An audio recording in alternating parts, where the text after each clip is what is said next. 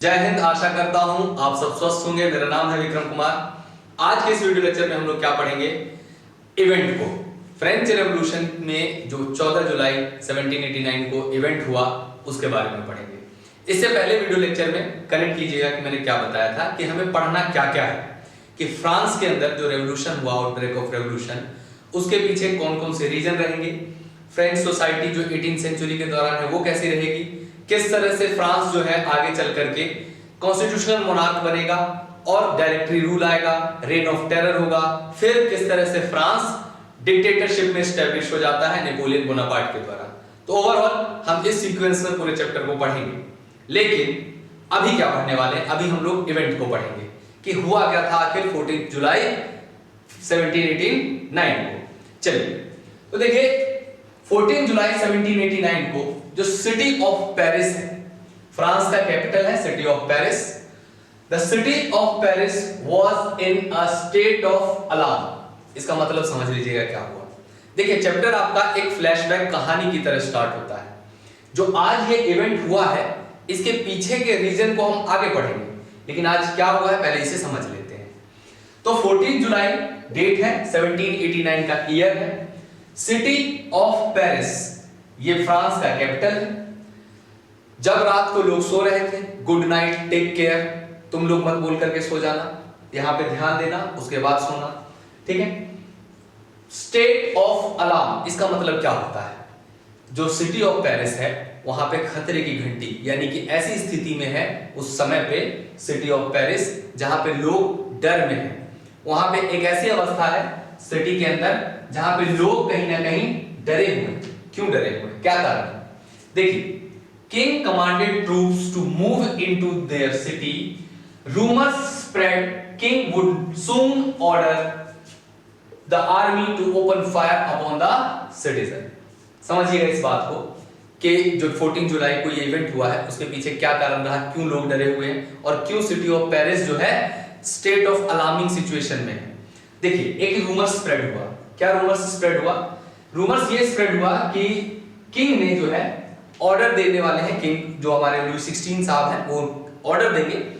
किस चीज के लिए ऑर्डर देंगे? ओपन फायर के लिए, लोगों के ऊपर ओपन फायर करने के लिए। इसीलिए ये ट्रूप्स जो है सड़कों पे मार्च कर रहे हैं। अब इस डर के कारण अबाउट 7000 मेन एंड वीमेन, 7000 जो मेन हैं एंड वुमेन गैदर होते हैं एंड डिसाइड करते हैं एक छोटी सी मिलिटिया, यानी कि मिलिट्री फॉर्म करने के लिए। मिलिटिया का मतलब छोटी सी एक सेना फॉर्म करने के लिए। एक छोटा सा गेम होता था मिनी मिलिटिया। आज की डेट में आप लोग पबजी, फ्री फायर और ना जाने क्या क्या खेलते हैं, बट उस समय पे एक गेम होता था, शायद अभी भी आज भी हो, ठीक। तो एक छोटी सी आर्मी तैयार करने के लिए इन्होंने सोची।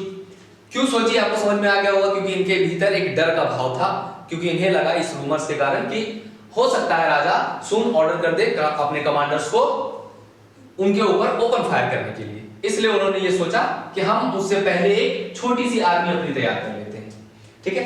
Storm the fort Bastille.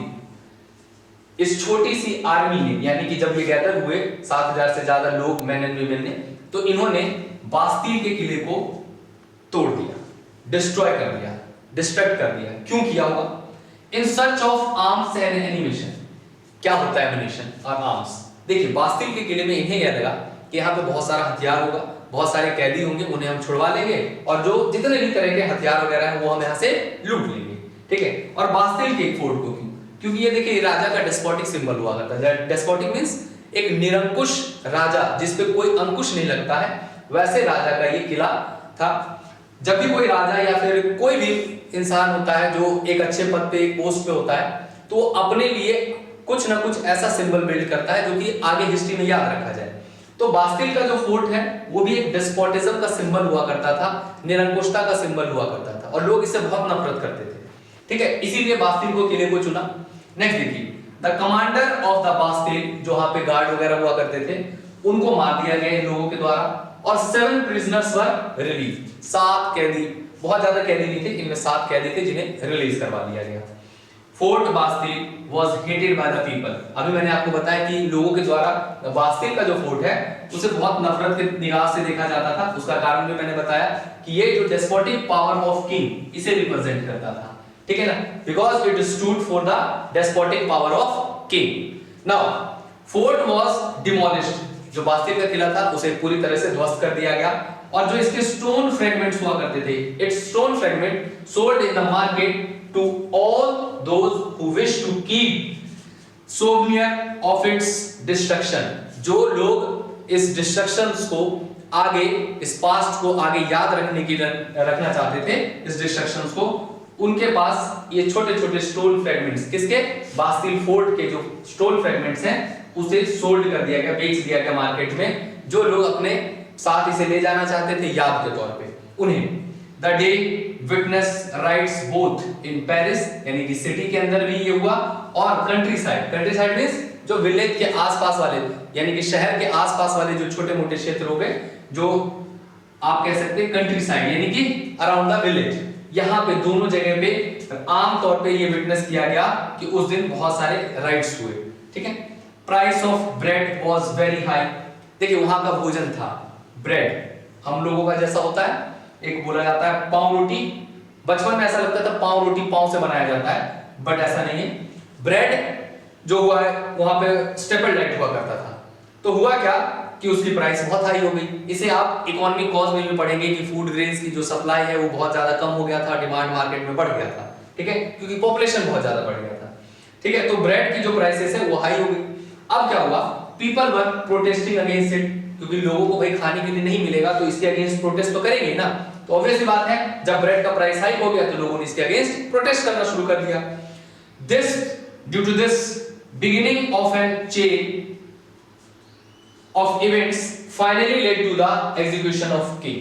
देखिए ये जो आप इवेंट पढ़ रहे हैं इसका एक समराइज स्टेटमेंट है ये, कि ये चेन जो चल रहा है, ये इवेंट आज हुआ है, इसके पीछे जो रीजन रहेगा, पॉलिटिकल कॉज आप पढ़ेंगे, सोशल कॉज पढ़ेंगे, इकोनॉमिक कॉज पढ़ेंगे, जो इंटेलेक्चुअल्स का रोल रहा, जो फिलोसोफर, फ्रेंच फिलोसोफर्स का रोल रहा, ये सारे रोल कहीं ना कहीं, ये सारी चीजें एक अपराइजिंग को, एक रेवोल्यूशन को जन्म देते हैं.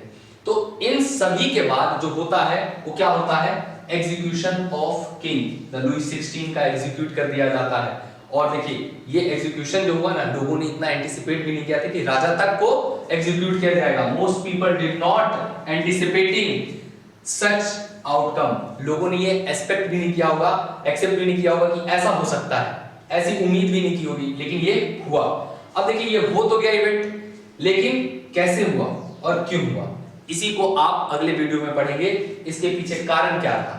तो आई होप आपको पूरा का पूरा समझ में आ गया होगा कि इस इवेंट से जो आज आपने पढ़ा है अभी फ्लैशबैक की तरह स्टोरी में, तो अब हम चलेंगे इसके पीछे, इसके बैकग्राउंड को डिस्कस करेंगे कि आखिर इसके पीछे क्या क्या हुआ होगा. तब तक के लिए चैनल को सब्सक्राइब कीजिए. Thank you very much.